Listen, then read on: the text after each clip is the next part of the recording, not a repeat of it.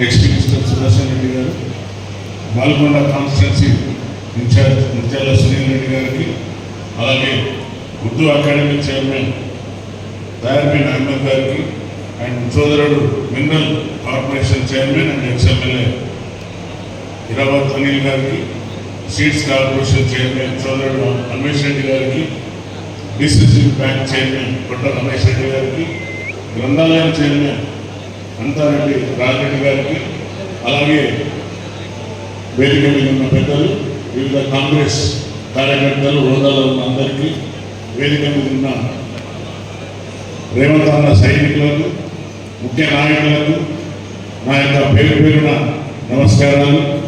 అలాగే ఈనాటి graduate MLC కోసం వచ్చిన ఫెలో గ్రాడ్యుయేట్స్కి అందరికీ కూడా బ్రదర్స్ అండ్ సిస్టర్స్ నా యొక్క హృదయపూర్వక నమస్కారాలు. అలాగే మీడియా మిత్రులకు ప్రత్యేకంగా వారితో అనుబంధం ఉంది నాకు గతంలో, వారికి కూడా నా యొక్క హృదయపూర్వక నమస్కారాలు. సో నిజామాబాద్తో ఉన్న నాకు మంచి అనుబంధం ఈరోజు ఈ విధంగా మీ అందరి ముందుకు తీసుకురావడం సంతోషంగా భావిస్తున్నా. సోదరులారా, విద్యావంతులు మీరు, మీ అందరినీ ఒకటే ప్రశ్న, మీకు బాస్ కావాలా లీడర్ కావాలా? ప్లీజ్ చెప్పండి ఒకసారి. యూ నీడ్ ఏ బాస్ అనే లీడర్? లీడర్, ఎస్, గుడ్ జవాబ్, good answer. Boss will sit in the office.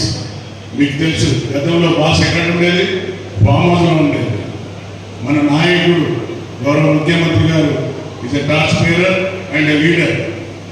ఈ వేదిక మీదకి వెళ్ళి మీ అందరినీ, గ్రాడ్యుయేట్స్ అందరినీ నేను అప్పీల్ చేస్తున్నా. అలాగే ఆ సన్యాసి అయిన కేటీఆర్, చాలామంది సన్యాసులు ఉన్నారు ఆ టీంలో.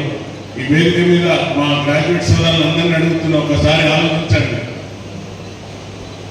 ఉద్యమం తెలంగాణ ఉవ్వెత్తున లేచిన ఉద్యమంలో నీళ్లు, నిధులు, నియామకాలతో వచ్చిన తెలంగాణ వాళ్ళు తెచ్చిందని వాళ్ళే దానికి బ్రాండ్ అంబాసిడర్గా ఫీల్ అయిపోతున్న సన్యాసి కేటీఆర్కు ఈ వేదిక మీద వెళ్ళి ఒకటే గుర్తు చేస్తున్నాను. మీ అయ్యనో నువ్వో కాదు తెచ్చింది. ఇక్కడున్న విద్యార్థి లోకం, ఉద్యమకారులుగా, అలాగే అందరూ ఉద్యోగస్తులు, ప్రతి కార్యకర్తలందరూ సైనికులుగా కొట్లాడితే వచ్చిన తెలంగాణలో వచ్చి నువ్వు ఏం సంపాదించడం, నీ గతంలో ఎంత ఆస్తి, మీ కుటుంబానికి ఇప్పుడున్న ఆస్తి ఎంతనో ఒకసారి నా గ్రాడ్యుయేట్ సోదరులను ఆలోచించమని అడుగుతున్నా.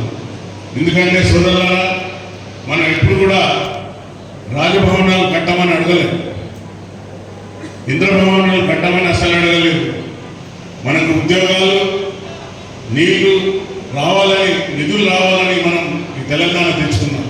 కానీ దురదృష్టం, వచ్చినాక ఉద్యోగాలు వాళ్ళ కుటుంబానికే వచ్చినాయి. మన సోదరులు ఎంతోమంది ఉద్యోగాలు లేక ఆత్మహత్యలకు పోయిన సందర్భాలు ఉన్నాయి. అందుకే మార్పు కోరిన మీ అందరి యొక్క ఆశీర్వాదంతో కాంగ్రెస్ ప్రభుత్వం ఈరోజు తెలంగాణలో వచ్చినాక గౌరవ ముఖ్యమంత్రి రేవంత్ రెడ్డి గారి నాయకత్వంలో ఆ యొక్క కార్యవర్గ సభ్యులందరూ కూడా అహర్నిశలు పనిచేసుకుంటూ ముందుగా ఇప్పటికీ 55,000 ఉద్యోగాలు పై చేయించిన ఘనత ఈ కాంగ్రెస్ పార్టీకి ఉంది. అలాగే ఎన్నో విధాల కష్ట నష్టాలతో వారిని అనునిత్యం సోషల్ మీడియాలో అనునిత్యం కాంగ్రెస్ కార్యకర్తలను, కాంగ్రెస్ నాయకులను గౌరవ ముఖ్యమంత్రి గారిని అవమానపరిచినట్టు పెడుతున్న ఆ సన్యాసులను నేను ఒకటే కోరుకుంటున్నాను. ఒకటే మీకు ఈ వేదిక మీదకి చెప్పదలుచుకున్నా.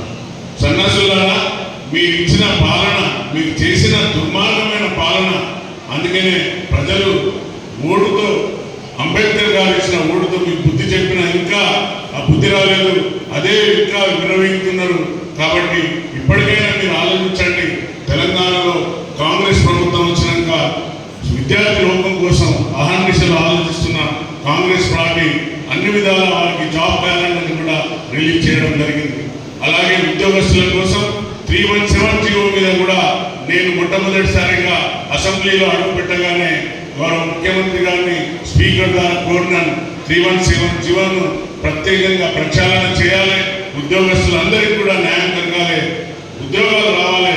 అందుకనే వారికి ట్రాన్స్ఫర్లు చాలా ఇబ్బంది పడుతున్నారంటే గౌరవ ముఖ్యమంత్రి గారు కమిటీ వేసి మొన్న మీ అందరూ చూశారు, అందరికీ ట్రాన్స్ఫర్స్, ప్రమోషన్స్, అలాగే స్పోర్ట్స్ కేసులు అన్ని కూడా ఇక్కడ ఒక సోదరి ఆ భరించలేక ఆత్మహత్య కూడా చేస్తుంది. కాబట్టి నేను గ్రాడ్యుయేట్ సోదరులను ఒక్కడనే అప్పీల్ చేస్తున్నా, మీరు ఆలోచించండి. మీరు ఆలోచించే శక్తి గలవారు. ఈ దేశానికి ఈ యొక్క మన తెలంగాణ ప్రభుత్వానికి ఎవరు కావాలి, ఎవరికి ఓటేస్తే మనం న్యాయం చేయగలుగుతాం, మీకు ఎలా న్యాయం జరుగుతుంది. మీరు ఎగ్జాంపుల్గా తీసుకోండి, స్కిల్ యూనివర్సిటీ తీసుకొచ్చారు. స్కిల్ యూనివర్సిటీ అతి త్వరలో మన తెలంగాణలో రాబోతుంది. అలాగే విద్యార్థుల కోసం ఆలోచించే ప్రభుత్వం కాబట్టి ఎస్సీ, ఎస్టీ, మైనార్టీ, బీసీ అందరికీ కూడా హాస్టల్స్లలో డైట్ చార్జెస్ పెంచి ఆర్గనైజేషన్ వాళ్ళ కోసం ఆలోచించే ప్రభుత్వం కాంగ్రెస్ ప్రభుత్వం. కాంగ్రెస్ ప్రభుత్వం ఏ పథకాలు తెచ్చినా కూడా, ఏం చేసినా కూడా ప్రజల సంక్షేమం కోసం ఆలోచించడం తప్ప వాళ్ళ జేబులు నింపుకోవడానికో లేకుంటే వారి ప్రయోజనం కోసం కాదని ఈ వేదిక మీకు చెప్తున్నాను. మీరు చేసిన దుర్మార్గమైన పాలనలో అసలు ఆంధ్ర నాయకులు దోసుకపోయినో లేదో తెలియదు, కానీ మీ కుటుంబం అయితే దోసుకున్నదంతా కక్కిస్తే ఇప్పుడు తెలంగాణ ఎంతో బాగుపడుతుంది.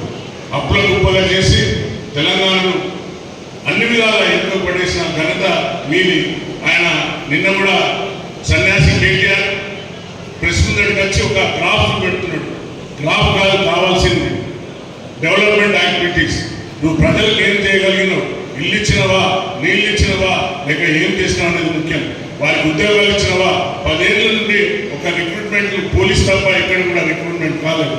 అలాంటిది తక్షణమే